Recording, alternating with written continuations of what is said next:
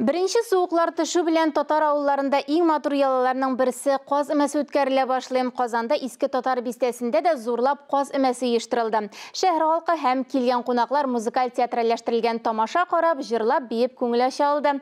Каз эмәсендә хәбәрчебездә булып кайтты.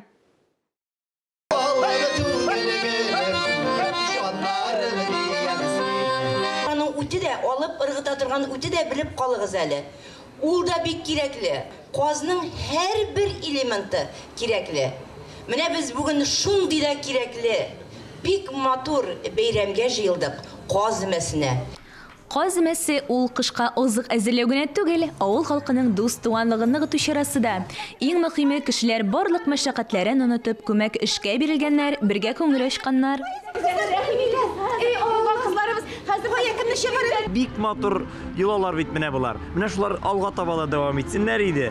Шушындый хис яшьлеккә алып кайта ул, авылга алып кайта. Ай, канатыбыз бер Каз эмәсен иң көтеп алучылар яшь кызлар. Кызлар йолкынган казларны юыр өчен кентәләрен асып чишмәгә төшә, гармуннарын таккан җыр телле егетләр дә аларга иярә. Ә чишмә буенда инде уен көлке, җыр бию, такмак әйтешү, шулай каз эмәсе көнендә матур-матур парлар да барлыкка килә.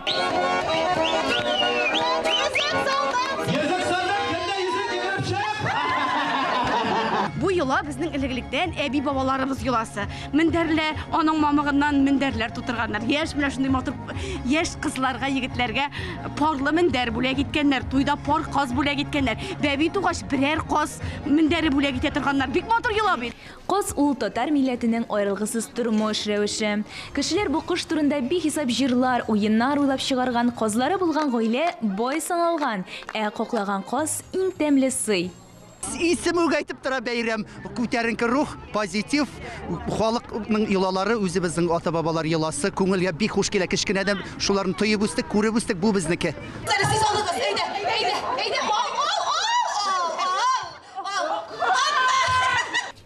Самавыр кайнап тора, мичтән каз кыймагы чыга, каз бәлешеп пешә. Биредә үзеңне авылга кайтканда хис итәсең. Оештыручыларның тырышлыгы, олы хезмәте күренеп тора. Күңелле артистлар, җырлыйлар, бийләр, сөйлиләр, барсы да ши. Элекке йолаларны күрсәткәне өчен рәхмәт, Татарга. Без Оренбургдан килдек. Шушы бәйрәмне күрер өчен бик тә ошады.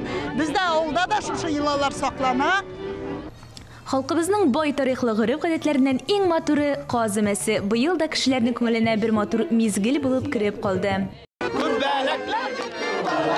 Миләүшә Галифанова, Альберт Сафиуллин, Татарстан яңалыклары.